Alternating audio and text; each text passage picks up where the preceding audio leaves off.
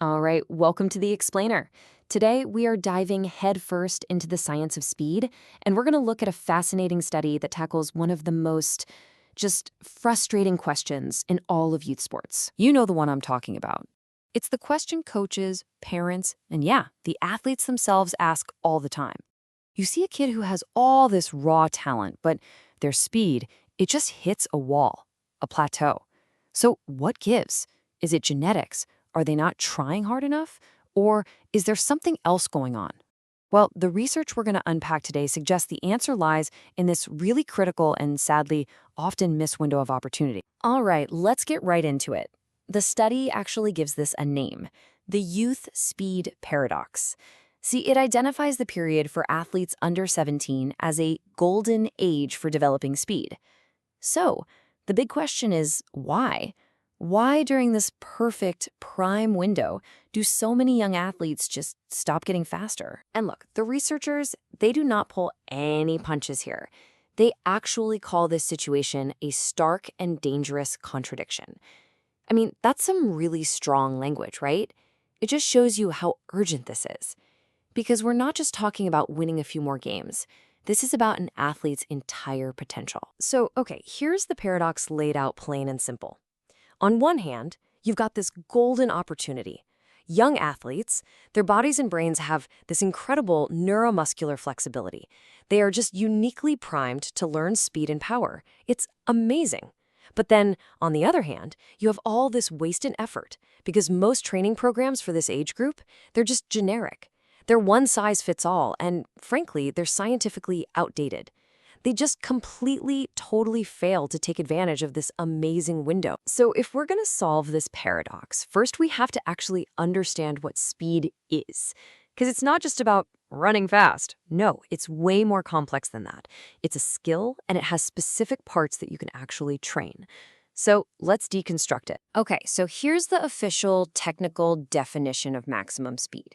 It's not just about how fast you can go.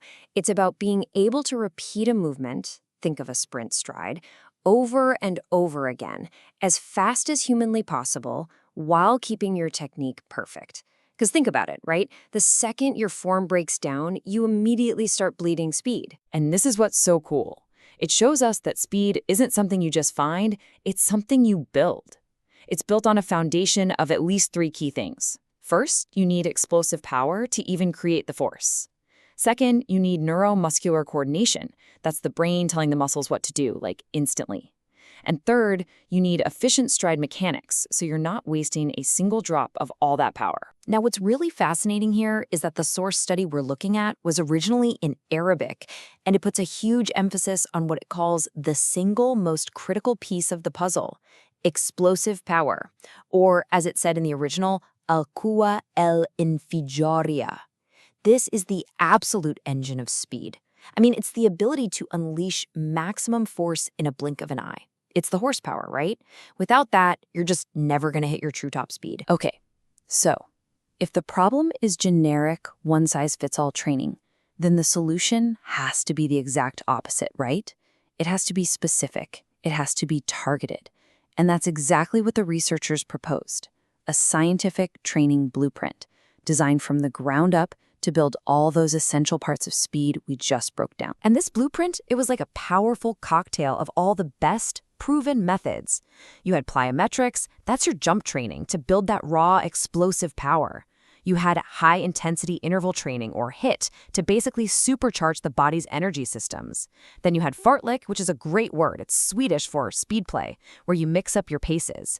And finally, you had very specific resistance and assistance drills to really hone and perfect an athlete's mechanics. And to really get why this stuff works so well, just look at plyometrics. The study points to the work of pioneers like Yuri Verkhoshansky. The idea is actually pretty simple, but it's incredibly powerful.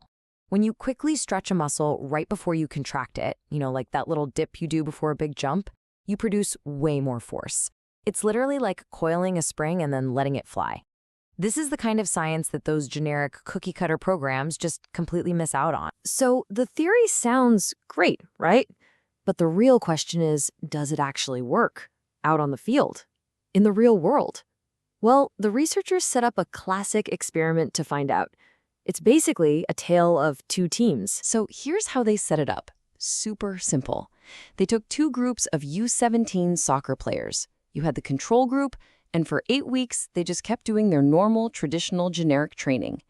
Then you had the experimental group. For those same 8 weeks, they used the new scientific speed blueprint. So you've got the same kind of athletes, same amount of time, just one huge difference: how they train. And the test to see what happened couldn't be simpler. It was a pure measure of maximum speed, the 30-meter sprint. They tested everyone before the 8-week program started, and then they tested everyone again right after it ended. All right, so 8 weeks go by. It's the moment of truth. Time to look at the numbers and see, did this scientific blueprint actually do anything? The results? I mean, look at this. They were, in a word, dramatic. This chart here shows you the change in their sprint times. The control group, the ones doing the regular old training, they saw almost zero improvement. Their times were basically flat. But the experimental group, the ones on the new blueprint, they got so much faster. You can just see that huge drop in their average sprint time. It's not even close. So let's put a number on it. How much faster are we talking? Get this. The experimental group, the one using the scientific blueprint, they improved their 30-meter sprint times by an average of 11.3%. Just let that sink in for a second. An 11% increase in raw speed is, well, it's a total game changer in any sport. That's the difference between scoring the winning goal and getting tackled from behind. We're not talking about a tiny little tweak here. This is a massive transformation. So what does this all mean? What's the big picture takeaway here? Well, these findings, they have huge implications for how we should be training young athletes everywhere. I think the single most important thing to take away from all this is simple. Speed is not some magic gift you're either born with or you're not. It is built. It can be taught. And by using scientific, targeted training, especially during that golden under-17 window, we can unlock a level of human potential that most of these generic programs are just leaving on the field. And that just leaves us with one last big question to think about. If this one small study could show such a massive difference, it really makes you wonder, doesn't it? Across all the fields, all the courts, all the tracks, all over the world, just how much athletic potential is being wasted every single day simply because we aren't training smart?